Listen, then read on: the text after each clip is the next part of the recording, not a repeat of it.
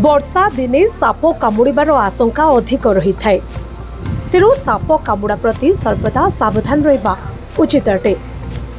आज वीडियो रे मु आपनकु कहबी साप कामुड़िले कौन करबा उचित अटे एवं कौन न करबा उचित अटे। प्रथमे साप कामुड़ी बोली सुनिश्चित हुअन्तु।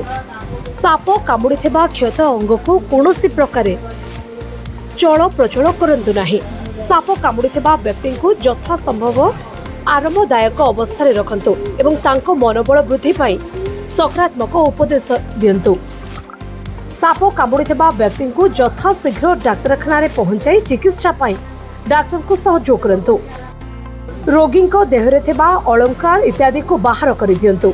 रोगी को हालुका कपड़ा पिंधाई दियंतु एवं क्षत जगह चारिपटे कौनसी एक कलम किंबा मार्कर चिन्हट करंतु जेपरी क्षत स्थान अदृश्य हो गले जना पड़िबो।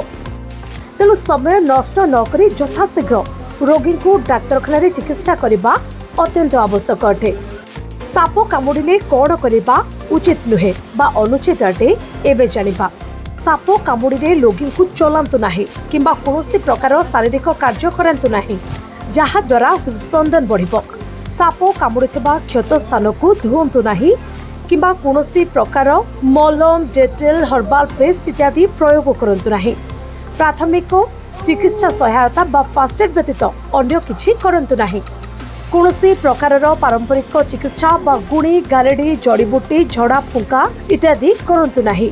साप कामुड़िथिबा व्यक्ति को कौनसी प्रकार पानीय किंबा खाद्य दियंतु नाही।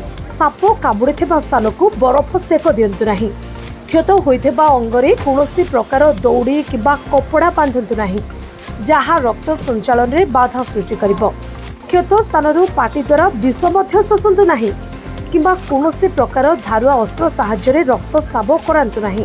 पीड़ित व्यक्ति को कौनसी प्रकार मादक निशा द्रव्य दियंतु नाही। साप कामुड़िथिबा व्यक्ति को निदरे सोइबाकू दियंतु नाही।